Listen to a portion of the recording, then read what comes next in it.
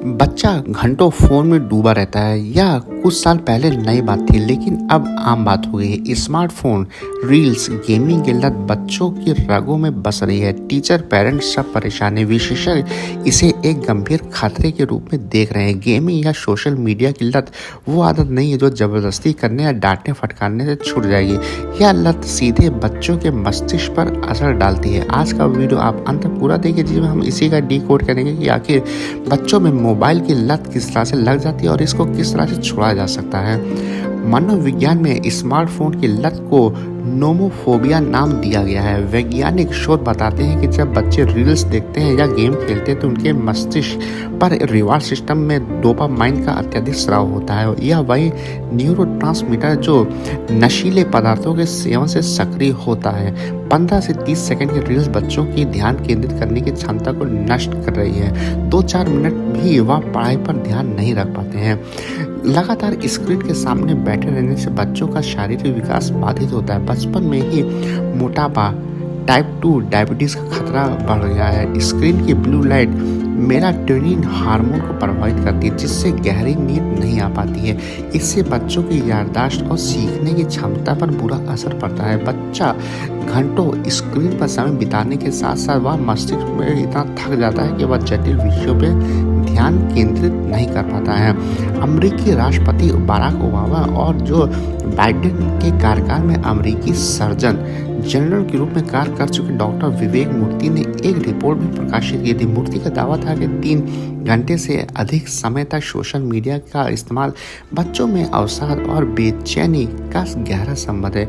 विवेक ने यह बताया कि बच्चों के मानसिक स्वास्थ्य पर सोशल मीडिया बहुत गहरा असर डाल रहा है, इसलिए सरकारों और परिवारों को इसकी सीमाएं तय करनी चाहिए। किसी भी लत को तब तक नहीं छोड़ा जा सकता जब तक उसके लिए स्पष्ट और कड़े नियम ना हो।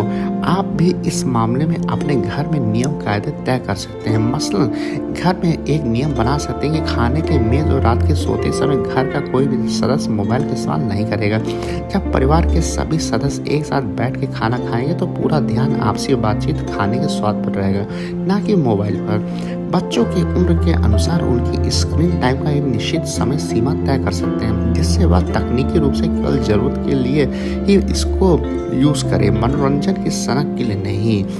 इसके अलावा मनोवैज्ञानिक ये भी बताते हैं कि बच्चों की निगरानी के लिए अभिभावकों के पास समय भी नहीं। इस कारण बच्चा मोबाइल और टीवी देखने का लती हो जाता है और इसके लिए अभिभावक पूरी तरह से जिम्मेदार है। ऐसे में बच्चा इन्हीं सब पे निर्भर हो जाता है। अभिभावक को भी चाहिए कि बच्चों के साथ वक्त बिताए, तभी वह मोबाइल कम देखेंगे। इससे पहले कि हम आगे बढ़े, अगर आपने अभी तक हमारा यह चैनल सब्सक्राइब नहीं किया, जल्द सब्सक्राइब करके बेल आइकन को प्रेस कर दीजिए। अगर आप ये वीडियो फेसबुक के पेज पे देख रहे हैं तो हमारे इस पेज को आप फॉलो कर सकते हैं। अब बढ़ते हैं इसी में आगे। सिर्फ फ़ोन छीन लेना समस्या का समाधान नहीं है, क्योंकि इससे बच्चों में चिड़चिड़ापन और विद्रोह की भावना पैदा हो जाती है। समझदारी इसी में है कि उसे खाली समय में रचनात्मक विकल्पों के जरिए भरा जाए। बच्चा को खेलकूद, संगीत, पेंटिंग या जो भी उसको ऐसा मन करे वो गतिविधियाँ आप उसके साथ करवाएं। इसके लिए आप उसको जो भी खाली समय होता है उसको अन्य तरीके से यूजफुल बनाएं, जिससे मोबाइल की तरफ उसका ध्यान आकर्षित ना हो। साइबर सिक्योरिटी और ओपन सोर्स इंटेलिजेंस एक्सपर्ट का कहना है कि वर्तमान युग में तकनीक का मुकाबला तकनीक से करना भी एक स्मार्ट रणनीति है। माता पिता को गूगल फैमिली लिंक जैसे पेरेंटल कंट्रोल ऐप्स के सक्रिय उपयोग से करना चाहिए। ये ऐप्स न केवल इस बात पर नजर रखने होगा कि बच्चा ऑनलाइन क्या देखता है, बल्कि अनुचित सामग्री और लत लगाने वाले गेमिंग ऐप्स को ब्लॉक करने की सुविधा भी देता है। तो इस तरीके से आप इसको कंट्रोल कर सकते हैं।